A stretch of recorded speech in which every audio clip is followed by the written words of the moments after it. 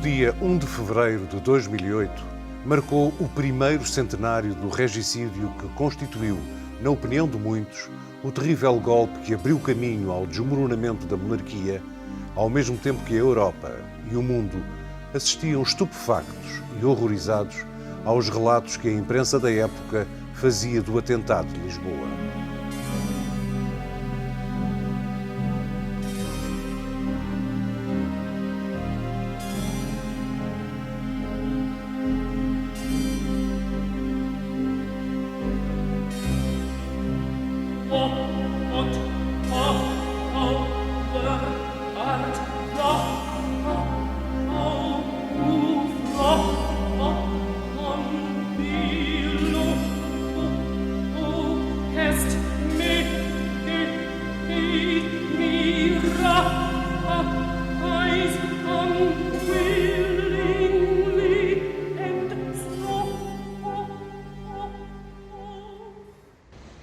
Foi nesta esplêndida praça que no dia 1 de fevereiro de 1908, fez há pouco tempo 100 anos, um grupo de conspiradores, certamente de inspiração republicana, abateu a tiro o rei Dom Carlos e o príncipe herdeiro Dom Luís Filipe, decapitando literalmente a monarquia portuguesa.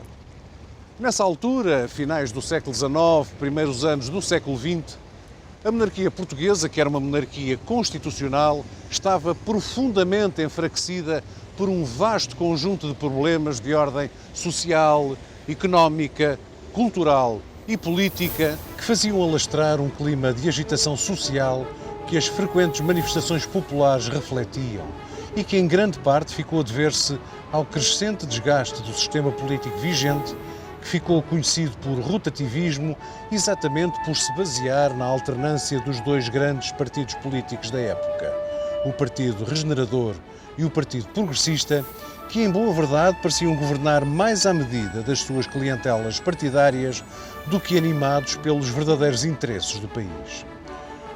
No plano internacional, Portugal também estava muito debilitado, em grande parte devido ao problema de África, com as principais potências europeias, a Inglaterra, a França e a Alemanha, bem mais empenhadas na partilha de África para ali criarem os seus próprios impérios coloniais do que preocupadas com a histórica presença dos portugueses naquelas paragens.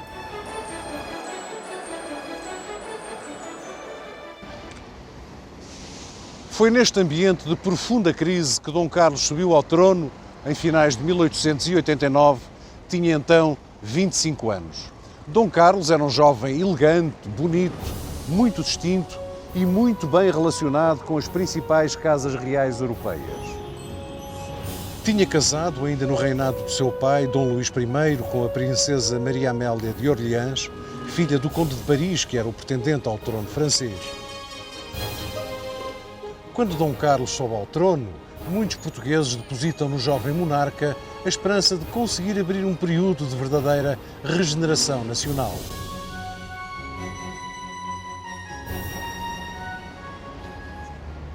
Mas a conjuntura que Dom Carlos veio a enfrentar era realmente muito complicada e parecia impossível gerir.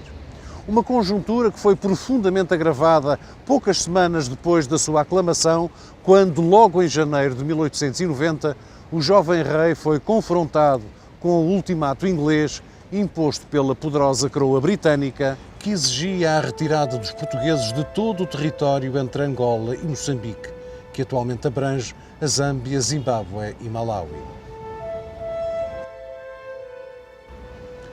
A Inglaterra era nessa altura considerada a nação mais poderosa do mundo e ameaçou declarar guerra a Portugal se os portugueses não abandonassem a sua ideia de mapa cor-de-rosa e não retirassem as suas tropas dos territórios entre Angola e Moçambique. Perante tal ameaça, Dom Carlos capitulou e cedeu ao ultimato inglês. A capitulação desencadeou uma verdadeira onda de histeria nacionalista que a propaganda republicana capitalizou politicamente, virando esse descontentamento popular contra a família real e fazendo apontar na direção da monarquia a razão de todos os males. Em sinal de luto, a estátua de Camões foi envolta em faixas negras e a multidão invadia as ruas, concentrando-se em impressionantes manifestações populares. Algum tempo depois, estalou no Porto a Revolta Republicana de 31 de janeiro de 1891. O edifício da Câmara Municipal do Porto esteve ocupado durante algum tempo, onde uma bandeira republicana esteve hasteada durante quase 6 horas. No plano internacional, que toda a questão da partilha da África tinha agravado, Dom Carlos, fazendo uso do seu reconhecido talento diplomático, esforçou-se por equilibrar o relacionamento político de Portugal com os outros países. Dom Carlos fez diversas visitas ao estrangeiro e Portugal foi nessa altura visitado por muitos chefes de Estado e em especial pelos chefes de Estado das 3 grandes potências europeias daquela altura, a Inglaterra, a França e a Alemanha, com as quais o bom relacionamento de Portugal era absolutamente crucial. Além de muitos príncipes, princesas e reis de Estados, apesar de tudo menos poderosos, como Afonso XIII de Espanha, por exemplo, Dom Carlos recebeu nessa altura a visita das maiores individualidades do tempo. O rei Eduardo VII de Inglaterra, cuja visita a Portugal foi extremamente importante para as pretensões portuguesas em Angola e Moçambique. A visita de Guilherme II da Alemanha, outra das grandes potências que cobiçavam o domínio de vastos territórios africanos. E marcada por uma imponente chegada triunfal ao Tejo, a monarquia portuguesa recebeu também a visita do Presidente da República francês, Émile Loubet, uma visita de Estado que, como facilmente se compreende, foi marcada por entusiásticas manifestações dos republicanos portugueses.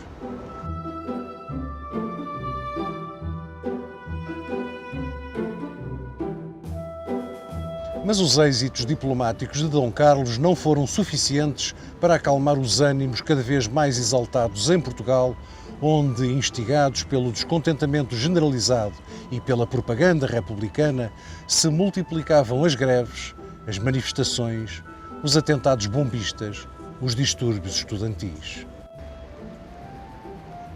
A crise económica era terrível. Fechavam lojas e pequenas indústrias. Alguns bancos e grandes empresas estavam à beira da falência. O desemprego crescia a uma forma completamente descontrolada. Era frequente centenas ou se calhar milhares de pessoas reunirem-se aqui no Terreiro de Paço a pedir emprego. A situação era realmente insustentável e o rotativismo parecia de facto não conseguir resolver os problemas cada vez mais graves da nação. Foi então que o rei, como árbitro do sistema político e fazendo valer os poderes que lhe eram conferidos pela Constituição, designou João Franco, dissidente do Partido Regenerador, para chefe do governo em maio de 1906. Mas essa decisão, em vez de apaziguar os ânimos, acirrou toda a oposição, não só a oposição republicana, já muito ativa em Lisboa nessa altura, mas também a oposição monárquica liderada pelos inúmeros rivais de João Franco. Menos de um ano depois, João Franco pediu ao rei para dissolver o Parlamento, uma medida que considerava necessária para poder levar a cabo a sua política de moralização da vida nacional. O rei acedeu, abrindo caminho ao que viria a ser a ditadura de João Franco. O rei tornou-se então no alvo de todas as críticas e a razão de todos os males. O poder do Partido Republicano crescia. A monarquia parecia caminhar para um beco sem saída.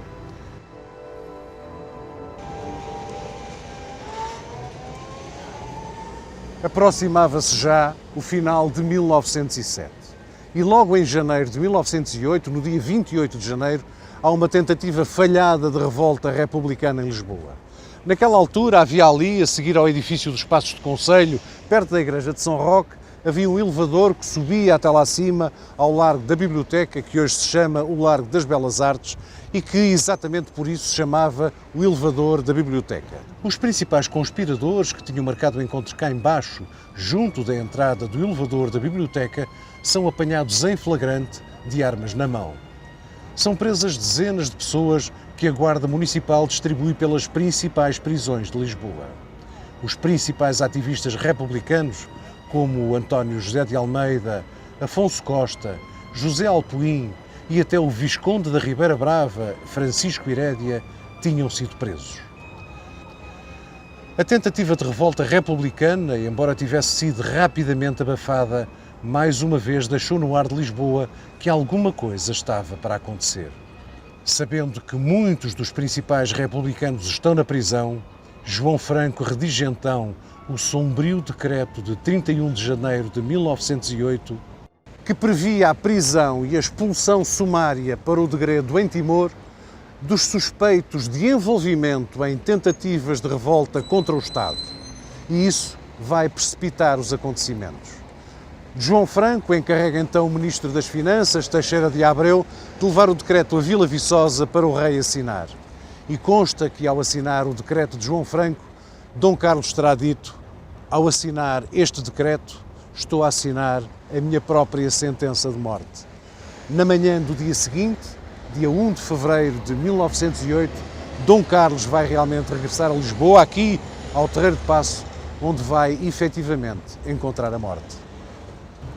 O rei, a rainha Dona Amélia e o príncipe Dom Luís Filipe estavam em Vila Viçosa, onde costumavam passar uma temporada de caça no inverno, muito do agrado de Dom Carlos. O infante Dom Manuel tinha vindo uns dias mais cedo para Lisboa por causa dos estudos para a Escola Naval, de modo que já estava em Lisboa quando se deu a tentativa de revolta republicana de 28 de janeiro. E como ele próprio diz no seu relato do regicídio, havia na capital um estado de exaltação extraordinário e o ambiente era muito tenso. Os acontecimentos dos últimos dias terão levado Dom Carlos a antecipar o seu regresso a Lisboa. Tomaram o comboio na estação de Vila Viçosa na manhã de 1 de fevereiro. Na madrugada desse dia 1 de fevereiro, e sabendo-se do regresso antecipado do rei a Lisboa, Manuel Buissa tinha reunido um grupo de carbonários, entre os quais Alfredo Luís da Costa, numa quinta para os lados de Olivais, onde terão planeado os detalhes do atentado. Pela hora do almoço, o comboio onde viajava a família real teve um pequeno descarrilamento, já depois de Estremoz, à entrada do apiadeiro da Casa Branca. Nada de grave, mas o suficiente para atrasar o comboio em praticamente uma hora. Quando se deu o descarrilamento em pleno Alentejo, já o Manuel Buissa, o Alfredo Costa e os outros regicidas, sem saberem do atraso do comboio real, se terão encontrado no Café Gelo, que ficava lá em cima no Rossio, onde provavelmente almoçaram. Mas pouco depois, a comitiva real, que entretanto chegara à estação do Barreiro, tomou o vapor Dom Luís, com destino ao Terreiro de Paço. Ao mesmo tempo que o vapor se dirigia a Lisboa, Buissa e os outros regicidas desceram para o Terreiro do Paço, já armados, onde iriam tomar as suas posições. E Dom Manuel, que estava no Palácio das Necessidades, saiu também para o Terreiro do Paço para receber a família, pouco passava das 4 da tarde, encontrando-se no Terreiro do Paço com outros elementos da corte. O vapor que chegava da outra banda, com a família real, já se avistava.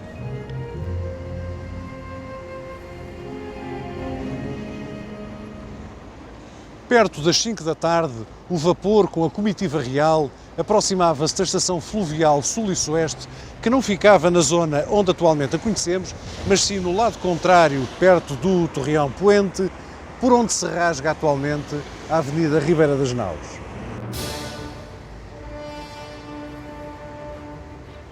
Sabendo da chegada da família real, uma pequena multidão foi-se juntando no local. Havia no ar a suspeita de atentado que uns consideravam ser contra João Franco, mas outros contra o próprio rei. Quando o vapor atracou, seria cerca das 5:15 da tarde, além de Dom Manuel, esperavam também vários membros do governo e altos dignatários da corte, os comandantes da polícia e o próprio João Franco. Após os cumprimentos, a rainha, o rei e os príncipes subiram ao Landau Real para seguirem então para o Palácio das Necessidades. Apesar do clima de grande tensão, o rei optou por seguir numa carruagem aberta, praticamente sem escolta, para demonstrar completa normalidade. Conta Dom Manuel no seu diário do regicídio que saíram muito devagar da estação sul e sueste. O pai vinha acenando à multidão e a mãe vinha-lhe contando as peripécias do descarrilamento do comboio em Casa Branca.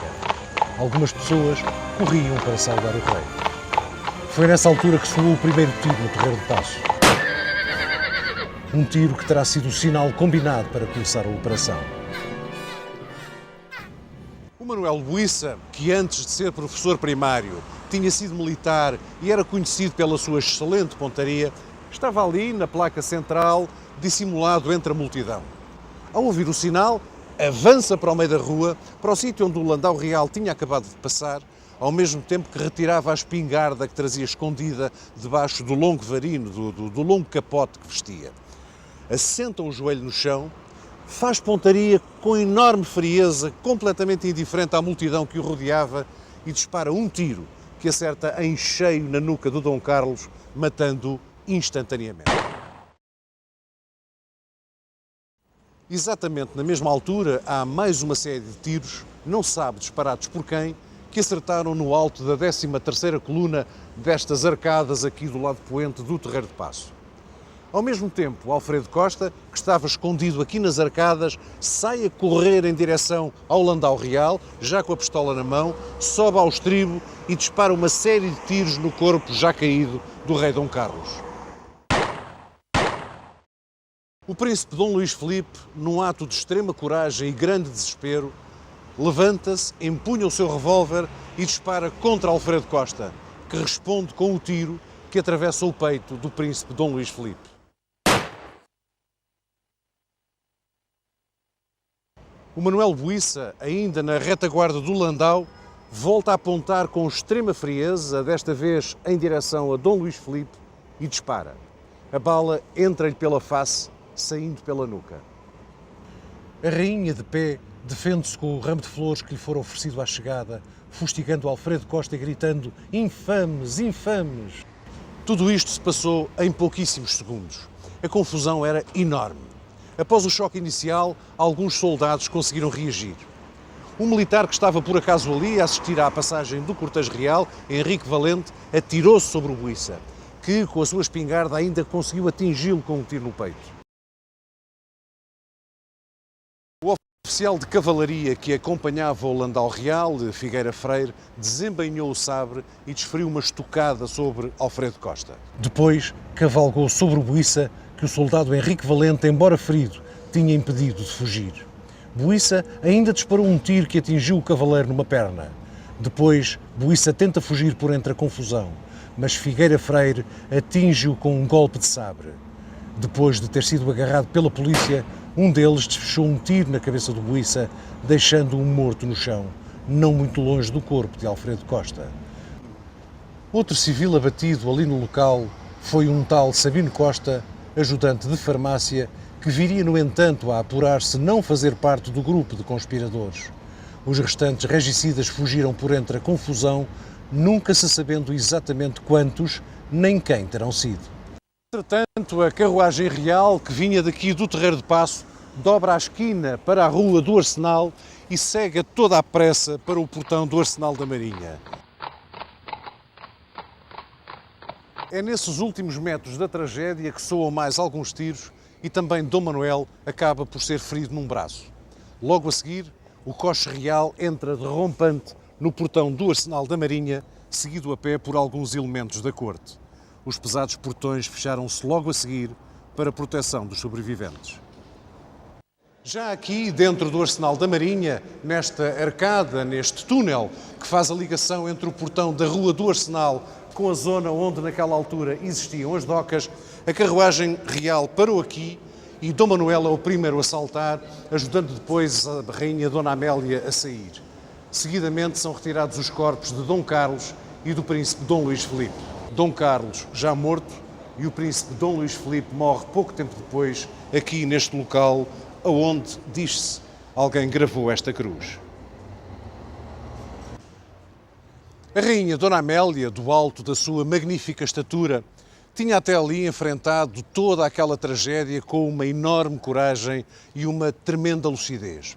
No entanto, quando vinha mais ou menos aqui, a rainha vacilou, Perdeu as forças e quase desfalecia. Foi então encaminhada para a capelinha de São Roque.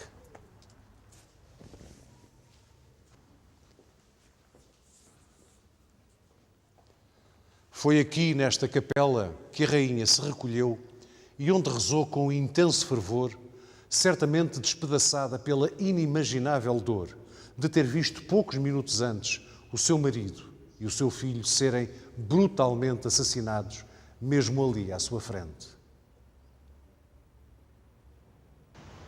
Depois, os dois corpos foram transportados para a pequena enfermaria do pavilhão do dispensário que existia naquela altura, mais ou menos aqui nesta zona. O corpo de Dom Carlos ficou estendido num colchão, o do príncipe Dom Luís Filipe, deitado numa maca.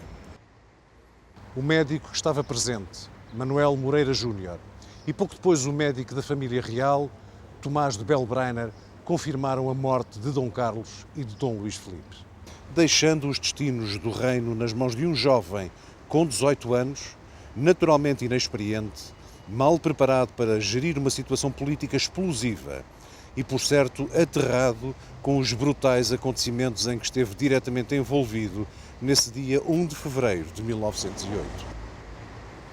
Estava agora ainda mais aberto o caminho para o desmoronamento da monarquia e a vitória da República. Mas apesar de ser claro o descontentamento que o rei Dom Carlos tinha começado a suscitar nos vários setores da sociedade portuguesa, todos reconheciam nele, mesmo os mais aguerridos adversários republicanos, as qualidades de homem de caráter e de grande dignidade, porventura traído pela confiança que tinha depositado em João Franco.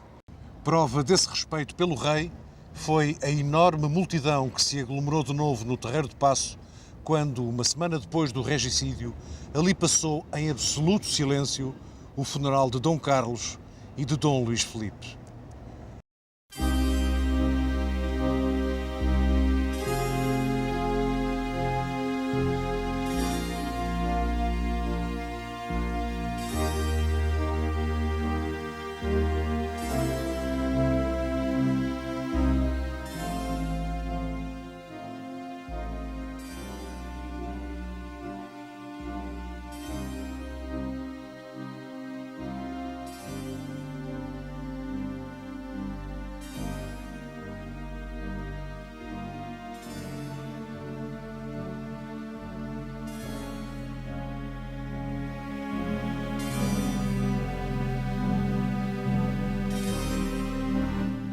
Os restos mortais de Dom Carlos e de Dom Luís Filipe estão depositados lado a lado, no Panteão Real dos Bragança, na Igreja de São Vicente de Fora.